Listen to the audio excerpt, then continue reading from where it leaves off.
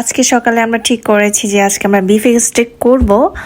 তো আমার হাজবেন্ড এই বিফ স্টেকটা বানাবে, তো দেখা যাক সে কি বানায় আসলে। তো প্রথমে সে বিফ স্টেকটাকে টিস্যু দিয়ে হালকা করে মুছে ফেলছে, যাতে এখানে যে অতিরিক্ত পানিটা থাকে তা শুষে নেয়। এরপর সে অলিভ অয়েল দিচ্ছে।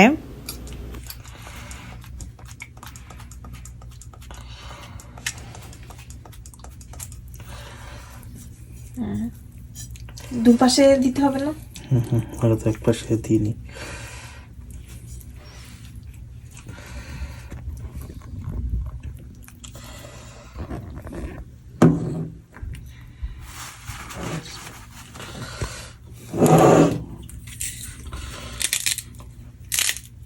এরপর কি?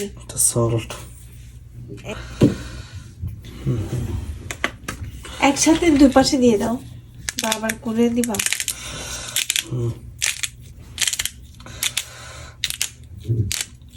গোলমরিচ,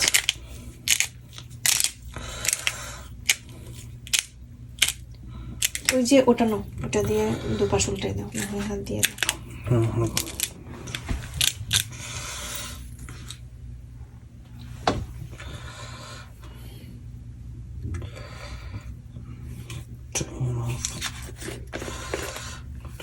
এটা কি লেমন সিজনিং?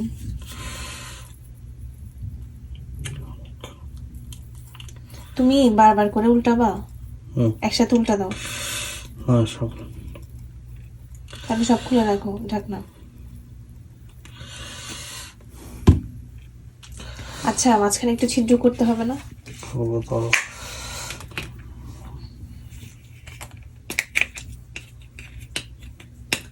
আগের একটা আছে।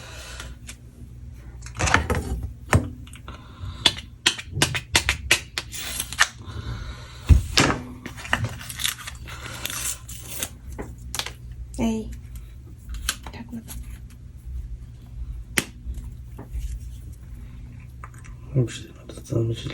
ঝাল দাও।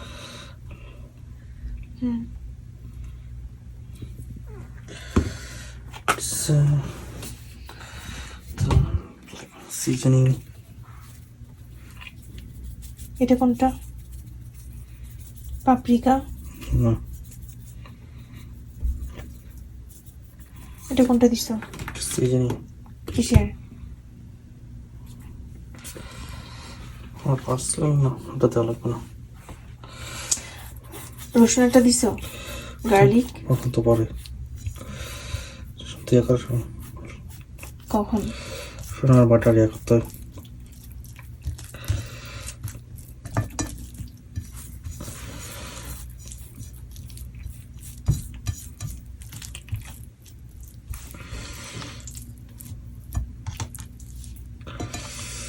একসাথে দুইটা, মানে এখন আবার নতুন করে ওটাই।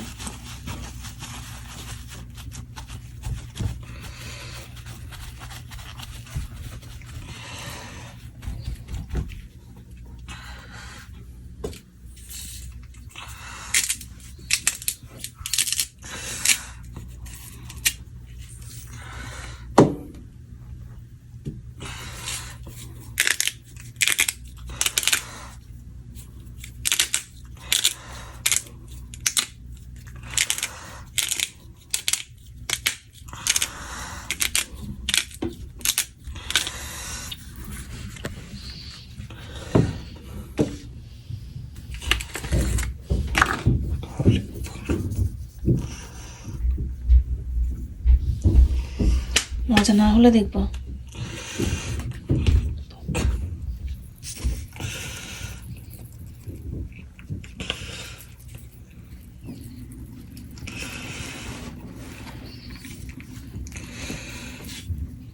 আরে বাবা, ঠিক করে আটকে গেছে।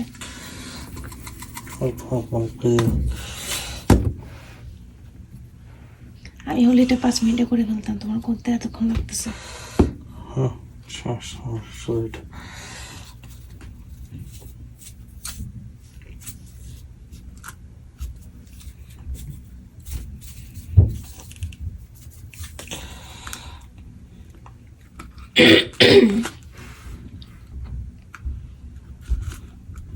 এই পাশে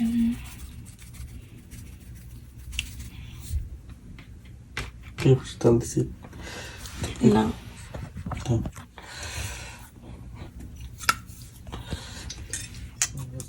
এটা কাটা চামচ দিয়ে পারফিউমের মতো ঝাঁকাচ্ছে তুই।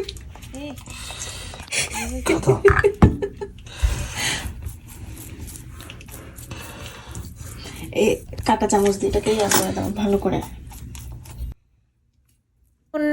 এখন বাজে বেলা 1টা, যেহেতু আমরা সন্ধ্যায় বিফ স্টিকটা খাবো, তো আমরা এখন এটা ম্যারিনেট করে ফ্রিজে রেখে দেব।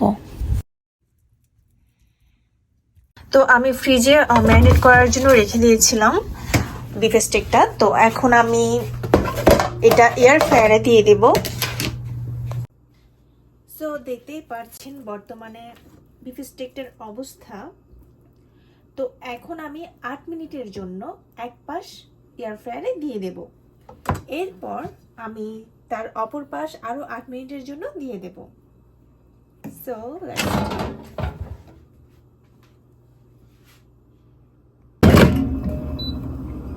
এরপর আমি 8 মিনিটের জন্য এটা সেট করব। Then start air fry.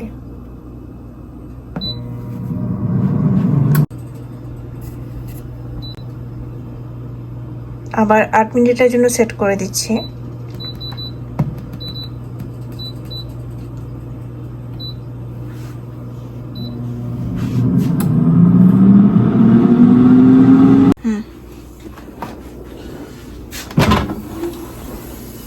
Wow, হ্যাঁ হয়েছে একটু ইয়েটা দেখো, টেম্পারেচারটা দেখো।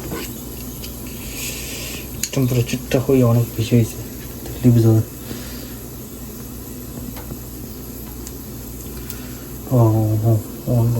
দুশো হয়ে গেছে এটা। হয়েছে তো বরাবর 200। তাহলে তো ঠিক আছে, পারফেক্ট। 200 একটু ঠিক আছে, এটা ওয়েল ডান হয়েছে।